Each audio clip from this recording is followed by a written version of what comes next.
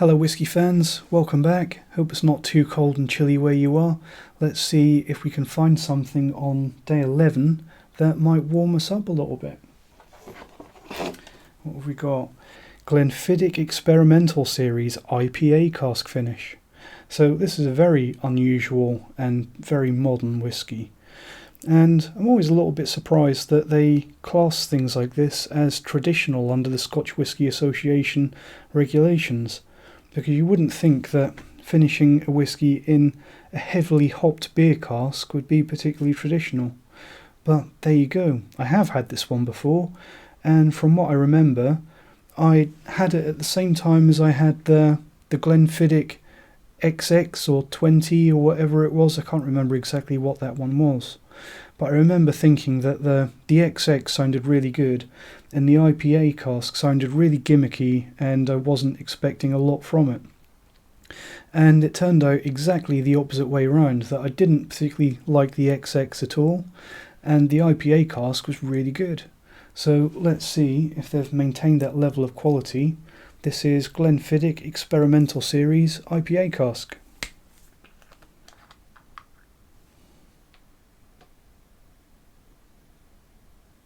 So straight away, that's a very unusual nose for a Scotch whisky.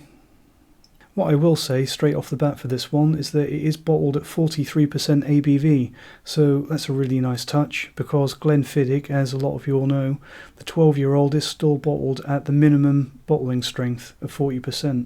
So at least this one shouldn't be too underpowered. So on the nose, there's a hell of a lot of lemoniness, and it's a rather musty lemon. Quite a grassiness, and lots of cider apple notes. So this is immediately, I think in a blind tasting, you would be forgiven for thinking this was a rye whiskey. But all of those citrus aromas, grassiness and musty lemon, that's obviously all coming from the hoppiness of the IPA casks that they used for this. Also getting some creamy, sort of real ale hoppy notes on the nose of this one. Some caramel and a slight touch of spiritiness. There's also something in there that's a little bit like that putty that a plumber uses for DIY repairs. And it sounds a little bit odd, but hopefully some of you out there that might be trying this at the same time as me might be able to back me up there. Is that something that you're getting as well? Another slightly strange note on the nose that I've never had in, I don't think I've ever had in any other Glenfiddich, is a note of sort of strawberry cream, strawberry fondants, like the centres of those soft strawberry fondant chocolate sweets that you get at Christmas. Something like that on the nose. So that's a really nice and interesting and fairly unique nose. Let's see how it tastes. So the palate on this one, as I suspected, as I remembered from when I had this before, it's a little bit of a disappointment. But it's not a disappointment because it's bad. It's a disappointment because it's really rather close to the Glenfiddich 12-year-old. Certainly much closer than the nose suggests, because the nose is almost unrecognisable compared to the 12-year-old. But on the palate, it's really very, very similar. Just getting lots of notes of green, fresh green apples, honey, caramel, and that lovely maltiness that you always get in a young Glenfiddich. It is a really nice whiskey, but I think the only hint that I can find on the palate of any IPA casks is a little faint hint of citrus. Apart from that, I think it's really standard fare for a fairly young Glenfiddich, but not to say that that's bad in any way. Glenfiddich is a really good distillery, and their level of quality and consistency is perhaps unrivaled. It's really good stuff. I do think that the extra 3% is a really nice touch though. I do feel that that extra 3% gives it that little bit more punch compared to the Glenfiddich 12-year-old, so that's really nice.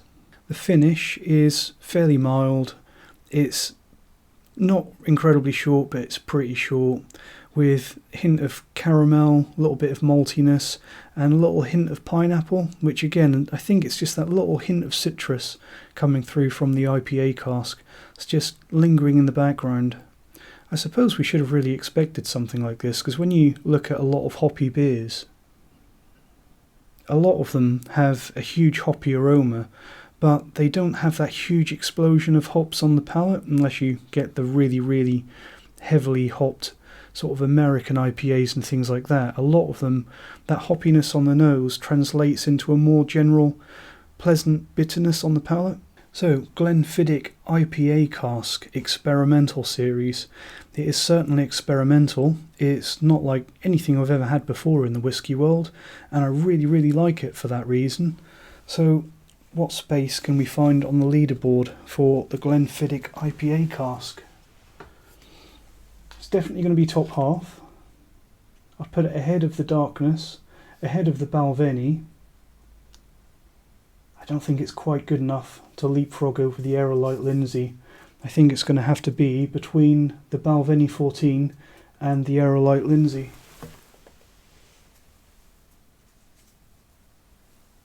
And I'll have to rearrange those later. So let me know in the comments what you thought of the Glenfiddich IPA cask. I can see a lot of people not really liking this one a lot, in the same way as a lot of people don't really go for their rye whiskies when they perhaps do enjoy bourbon. I can see some Glenfiddich fans turning their noses up a little at this one, but me personally, I really like it, and I think that they did the right thing to do this experimental series and give it a go. So let me know what you think, and I look forward to hearing from you. Cheers.